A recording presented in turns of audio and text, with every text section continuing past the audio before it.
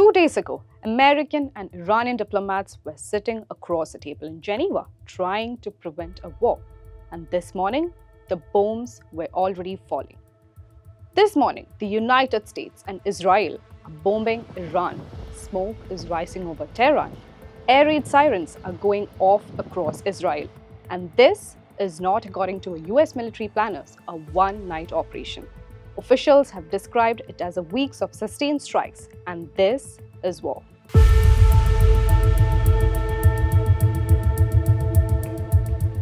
U.S. President Donald Trump just posted a video on Truth Social in the middle of the night telling Iranian people, "The hour of your freedom is at hand."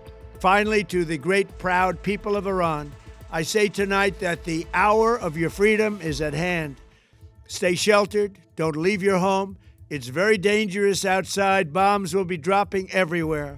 When we are finished, take over your government. It will be yours to take. This will be probably your only chance for generations. Israel's Netanyahu called it Operation Lion's Roar. The U.S. military is calling it Operation Epic Fury. Explosions rocked Tehran, Isfahan, Qom, Karaj, and Kermanshah. 7 missiles hit the district in Iranian capital, where Supreme Leader Ali Khamenei normally resides. He has reportedly been moved to a secure location though.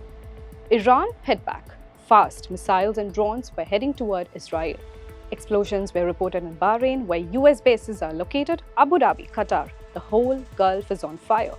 Airlines are grounding flights. Airspace is shut. To understand why we are here, you have to understand one thing, and that is Iran's nuclear program. For decades, this has been the defining flashpoint between Iran and the West.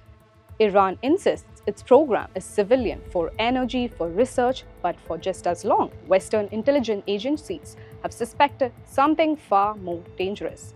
Iran was refining uranium to a level of purity just one small step away from what you need to build a weapon. And it was stockpiling that material fast, 50% more in just 3 months. U.S. defense analysts ran the numbers and reached a conclusion that stopped people cold. If Iran decided today that it wanted to build a nuclear bomb, it had enough material to do it in less than 1 week. In June 2025, Israel launched attacks against Iran, and the U.S. joined, hitting the nuclear facilities at Fordo, Natanz, and Isfahan in what Pentagon called Operation Midnight Hammer. The message was clear: stop enriching uranium or face the consequences.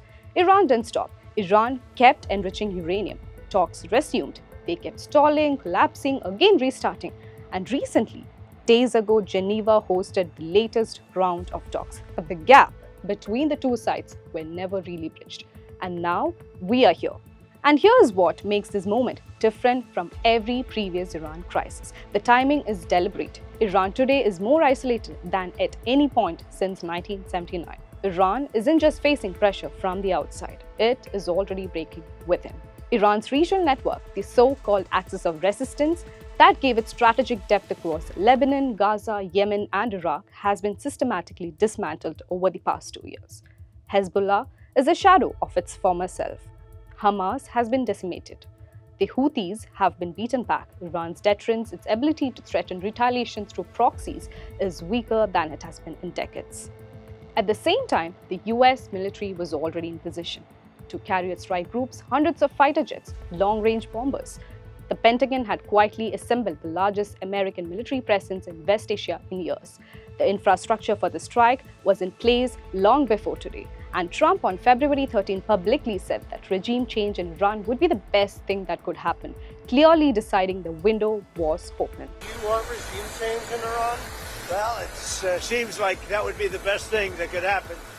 For 47 years, they've been talking and talking and talking. In the meantime, we've lost a lot of lives while they talk, and legs blown off, arms blown off, faces blown off. This has been going on for a long time, so let's see what happens. But what happens next is unclear. Iran is weakened but not defenseless. Then there is Strait of Hormuz, a narrow waterway through which 20% of world's oil passes every single day. If Iran closes it, every country on earth will feel it. And nobody has answered the biggest question of all.